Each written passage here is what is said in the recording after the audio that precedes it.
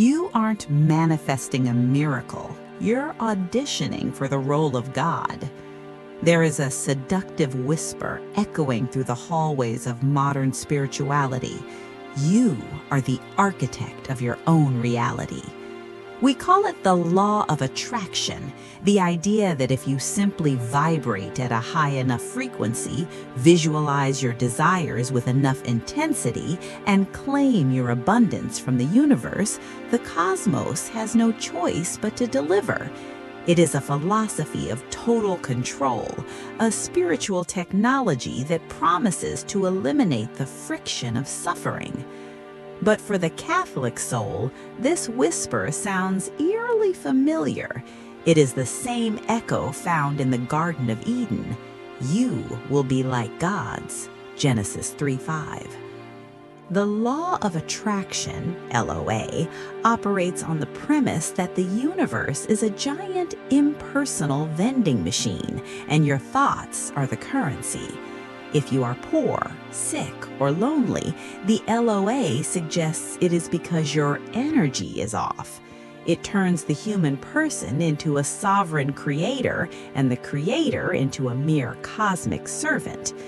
In the video, The Law of Attraction versus the Will of God, we are invited to pull back the curtain on this New Age magic and confront a hard, liberating truth.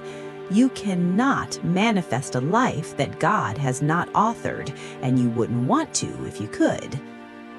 The sovereign I versus the divine thou. The fundamental error of the law of attraction is a misunderstanding of who sits on the throne. The Catechism of the Catholic Church, CCC 2116, warns us against all forms of divination and the desire for power over time, history, and, in the last analysis, other human beings, as well as a wish to conciliate hidden powers. When we manifest, we are attempting to bypass divine providence. Providence is the dispositions by which God guides his creation toward its perfection, CCC 302. Manifestation asks, "What is my will?" Prayer asks, "What is thine?" Think of a small child in a grocery store. The child sees a mountain of brightly colored candy and begins to visualize it, reaching out with every fiber of his being. To the child, this is the ultimate good. But the father, seeing the child's health, the upcoming dinner, and the long-term discipline needed for a virtuous life, says no. The law of attraction tells the child he simply didn't vibrate hard enough to get the candy. Catholicism tells the child he is loved by a father who sees the whole map when the child only sees the shelf. The narrative of the unanswered manifestation. Consider the story of a young woman named Elena. Elena spent years practicing the secret. She made vision boards of a specific promotion and a specific man. She recited affirmations until her throat was dry. When the promotion went to a colleague and the man married someone else, Elena didn't just feel disappointed, she felt guilty. This is the hard truth the New Age hides. If you are the sole creator of your success, you are the sole culprit of your failure. If the law of attraction is true, then the beggar on the street is simply a low vibration thinker. This is a direct assault on the dignity of the suffering Christ. Our faith teaches us that power is made perfect in weakness, 2 Corinthians 12:9. The law of attraction has no room for the cross. It views the cross as a negative thought pattern to be avoided.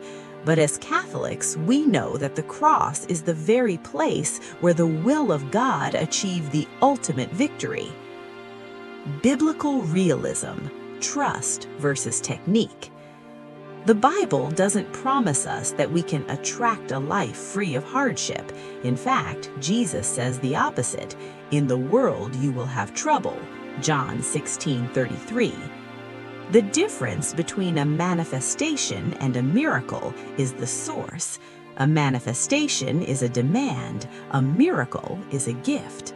James 4:13-15 strikes at the heart of the LOA's arrogance. Come now, you who say, today or tomorrow we will go to such and such a town and spend a year there and trade and make a profit, yet you do not know what tomorrow will bring. Instead, you ought to say, if the Lord wills, we will live and do this or that. The law of attraction teaches us to focus on the gift. The will of God teaches us to focus on the giver. When we shift from attracting to surrendering, we find a peace that the universe cannot provide. This is the peace of Saint Therese of Lisieux, who didn't try to manifest a long life or worldly fame, but rather chose to be a little flower in God's garden, content with whatever weather the gardener sent. The danger of the universe. In the video, a vital distinction is made.